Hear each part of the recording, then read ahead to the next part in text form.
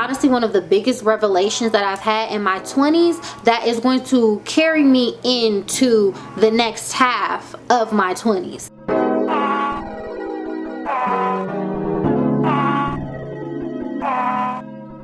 Hey Pixies, welcome back to my channel. It's me, Kia, and I'm back with another video. So in today's video, we're going to talk about why you should never reveal your hand when you're on a personal growth journey and what not revealing your hand actually means. First thing you want to do is hit the like button, subscribe to my channel. You don't want to miss a video. I am very protective over like my self-growth and self-improvement journey, and I cannot promise that this type of content will continue, but I will say if there are topics that you want me to discuss or elaborate on while I'm like in this zone right now, please comment them down below so I can make the videos.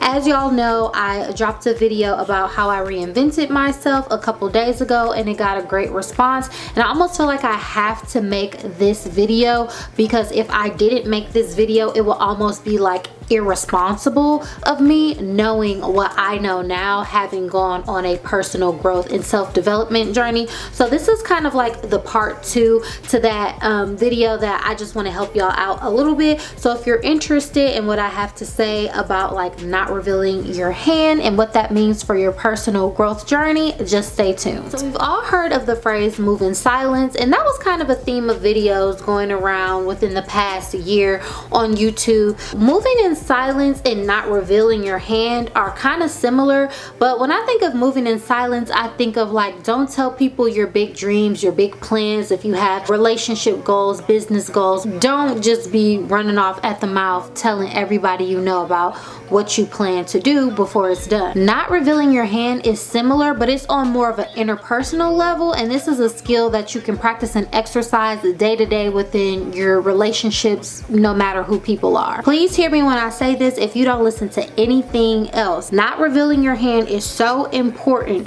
because this is how you protect yourself and remain encouraged when you are on your personal growth, development, or your journey to reinvent yourself. This is honestly one of the biggest revelations that I've had in my 20s that is going to carry me into the next half of my 20s. From my experience and from the experience that I've observed of other people, when you embark on a self-growth, a reinvention journey, you tend to take in like a lot of information that sometimes when you're trying to apply these tips, skills, new way of thinking, new way of knowledge, it's like you just have the urge and the itch to just tell somebody. You gotta let somebody know what's going on because it's like you're inundating yourself with a new perspective, and it's like blowing your mind almost. Like you're in a mind-blowing situation, like you're happy, you're excited, you feel like things are starting to click for you. So it's natural to want to share that with another person. Now, the reason I would caution you when telling people that you're on a self-growth journey is because sometimes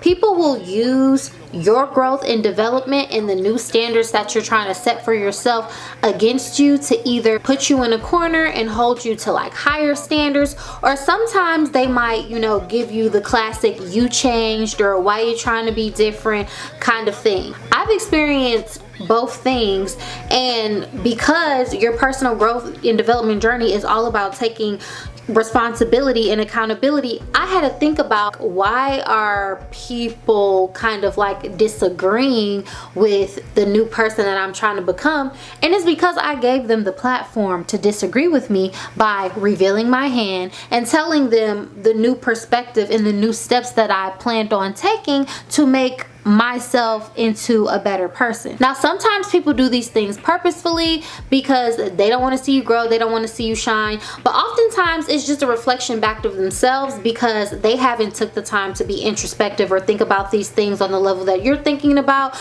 They don't know, you know, the particular things that they should be focused on or thinking about to take themselves to the next level or improve their life, improve their attitude, improve their relationships, or what have you. So sometimes like it's not even about you, it's just like, dang, you know, Kia's telling me about all of this growth and journaling and things that she's been doing and da da da. I never stopped and sat one time to think about that. It's kind of threatening Because when you take yourself into a stage of like holding yourself accountable and reframing your mindset and reframing your thinking, it kind of is an attack on the person that you currently are, or the person that you're trying to leave behind. So if you share this information with people who are not trying to be on a growth journey, or trying to uncover and realize the better things that life has to offer and how you can relate to people and relate to yourself and want better for yourself, if you share those things with people who are not seeking the same things as you are, you could very well be in a position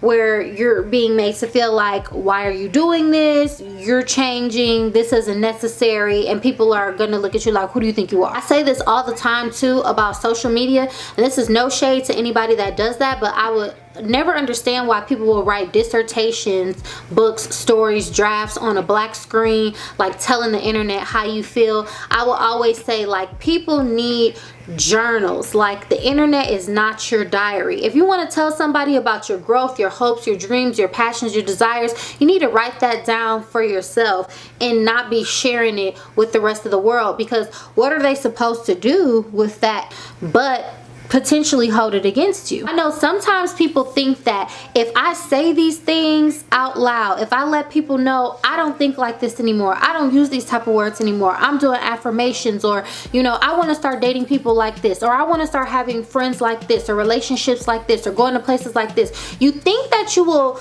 say these things and find people that will agree with you and agree with the new person that you're trying to become. Part of that revealing your hand is tied to seeking approval and not having firm boundaries. When you have boundaries, you don't have to speak them out loud. Oftentimes I hear people saying like, this person crosses my boundaries, or they're gonna have to respect my boundaries.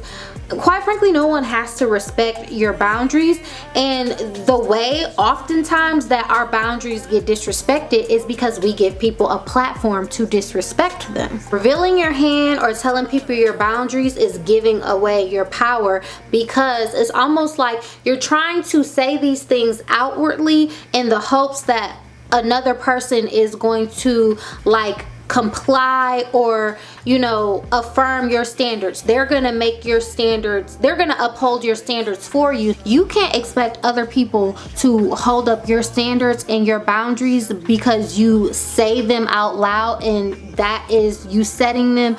No, you setting your boundaries is you just going on about your life, going on about your business, going on about your day, discontinuing communication, walking away, not going to the place, not accepting the thing, not letting a person speak to you a certain way by not giving them the platform to open up that type of a conversation. So there's really a big accountability piece that if you truly want to go on a self-growth journey to like improve yourself, it's really, again, like I said in the last video, it's not about anybody else and what they're doing to you. It's about how you view yourself and how you're going to make the best of your own situation by being introspective, by learning, by growing and dissecting like what is actually happening in your life and how you may have played a role in the scenarios that you're currently living. Another thing that you have to realize when you reveal your hand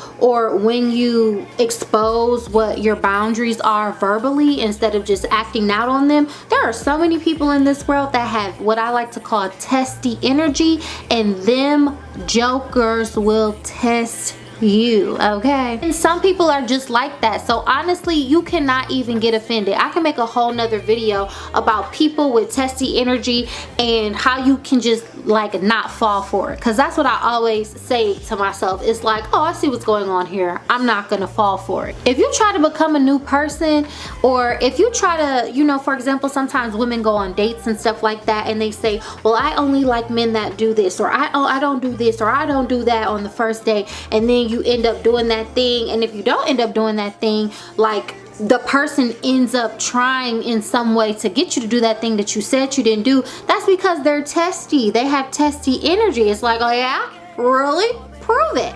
So don't put yourself in a position to have to prove yourself, because that's not what it's about. It's about being who you are, standing in your truth, being able to get the outcomes that you want by being in control of your life and in control to your situation. If you open the door for somebody to walk through and test you, then is it really their problem for not respecting your boundaries?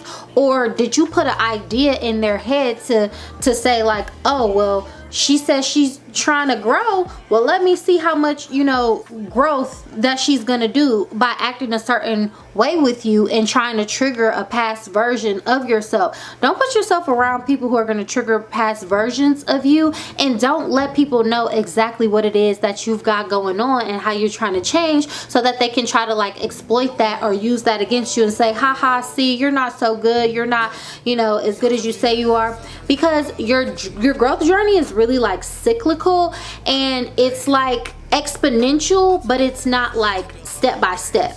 So your growth can be exponential, but it's not like a step-by-step thing, which is why I never want to come across and say like, do this, and this, and then you'll get here. Like, that's not how my journey was. That's not how I want y'all to think it is. But my point in making this video is that when you truly dedicate yourself to, you know, reinvent yourself, grow and mature, the only person that has to sign, seal, and deliver it is you. You put the stamp on who it is that you want to be, and if you approve of yourself and if you approve of what you're doing, then that's it. It's approved. You don't have to have a press conference, play telephone, gather opinions or anything like that from anybody else. And you don't have to try to, you know, prove to yourself or prove to other people that you're a different person by allowing them to see your hand so that they can test it, because really it's just a game that you play because you're not as secure in your newfound identity or your newfound practices or way of thinking as you would like to be. So you're hoping that somebody else would kind of like come in and help you with that, but nobody can save you except yourself. I hope that translated well, and I hope it made sense. You don't want to go through life revealing your hand and letting people know exactly how you think and what you have going on internally, because it's not even by fault of the other person. People just naturally might try to exploit that thing, and it's all about you being your best version of yourself, and you don't need to put unnecessary obstacles in your way when you're trying to do that.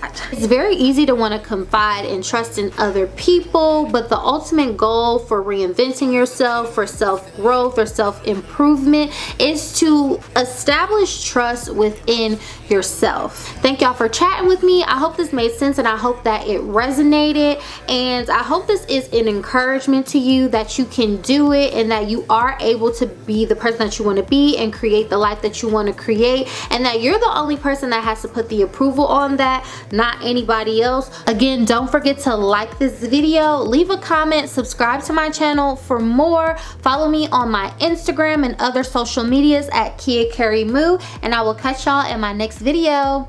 Bye.